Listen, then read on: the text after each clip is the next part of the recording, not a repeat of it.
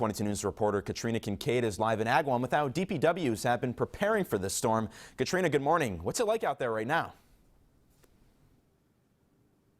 Good morning, Mike. It's cold out here. Let's do a breath test. I can indeed see it. Not much of a breeze. I'm outside of the Agawam DPW in front of their sand bank, which is ready to go when crews start checking. Now, this is going to be a multi-day storm, so there's a few things that people are going to want to know. As always, drivers need to take extreme caution when being on the roads. DPW and highway crews will be out today pre-treating the roads with sand and salt before the snow starts. You'll be seeing video from storms of previous years.